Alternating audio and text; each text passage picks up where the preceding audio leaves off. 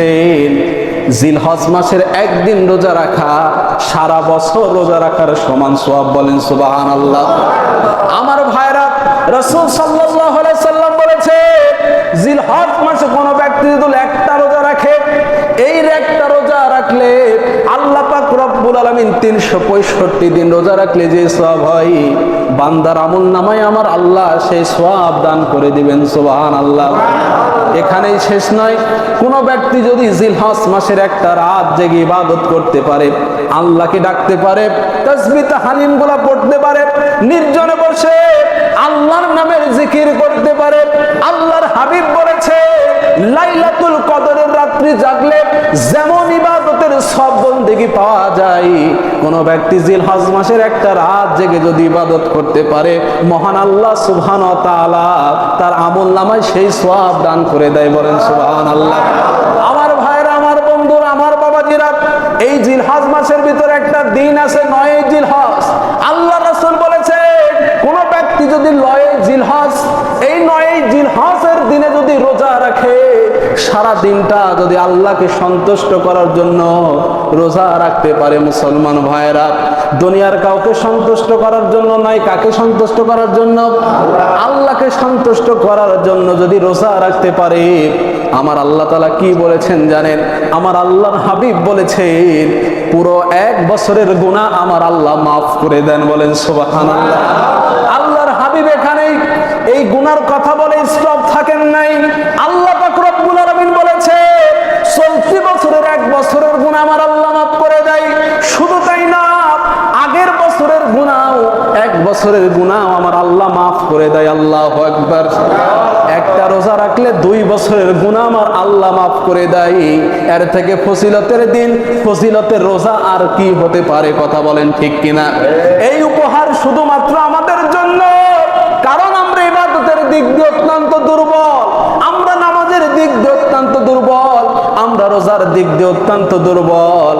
আমার আল্লাহ পাক রব্বুল আলামিন তার হাবিবের উম্মতকে কি ভাগে বাঁচাবেন, এই বাঁচানোর জন্য আমার আল্লাহ পাক রব্বুল আলামিন জানিয়ে দিয়েছে, ও আমার নবীর উম্মতেরা রে, তোরা যদি একটা দিন ইবাদত বন্দেগী করে কাটাইতে পারিস, আমি আল্লাহ রব্বুল আলামিন তোদের জীবন থেকে 2টা বছরের সব গুনাহ মাফ করে দিব। বলেন সুবহানাল্লাহ। 2টা বছরের সব গুনাহ আমি আল্লাহ পাক রব্বুল আলামিন মাফ করে দিব। ফজিলতটা একটু কম হয়ে গেল নাকি? কম হয়ে গেল? এর থেকে বড় চাওয়া, বড় পাওয়া আর কি হতে পারে? কথা বলেন ঠিক কিনা? মুসলমান ভাইয়েরা, আপনি যদি কাউকে 500 টাকার নোট দেন, সে যদি আপনাকে 1000 টাকার নোট ফেরত দেয়, আপনি খুশি হবেন না বেজার হবেন? কথা বলেন না কেন? খুশি হবেন না বেজার হবেন? তাহলে আপনি একদিন ইবাদত করছেন আর আল্লাহ পাক রব্বুল আলামিন আপনাকে 365 দিনের গুনাহ মাফ করে দিচ্ছে। এর থেকে বড় চাওয়া, বড় পাওয়া তো বান্দার জন্য আর কি হতে পারে? কথা বলেন ঠিক কিনা? এর থেকে বড় চাওয়া, বড় পাওয়া আর কিছুই হতে পারে না, বান্দা যদি বুঝে। কথা বলেন ঠিক কিনা?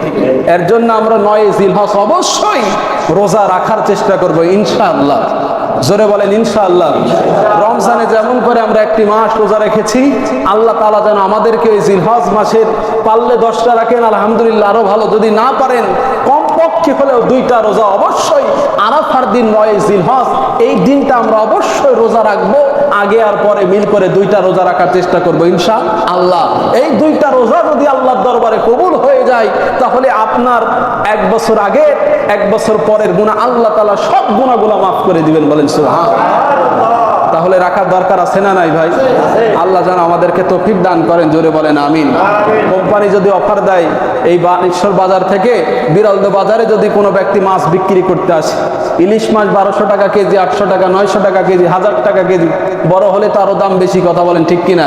বিরলদহ বাজারে এসে যদি কেউ বলে বড় বড় ইলিশ 1 কেজি ওজনের, যে ভাই বানেশ্বর বাজারে 1600 টাকা কেজি বিক্রি করলাম, আপনাকে আমি 50% অফারে 800 টাকা কেজি দিব, বলেন তো সিরিয়াল লাগবে কি লাগবে না? সিরিয়াল লাগবে কি লাগবে না? এক পর্যায়ে মাছই পাওয়া যাবে না। কথা বলেন ঠিক কিনা?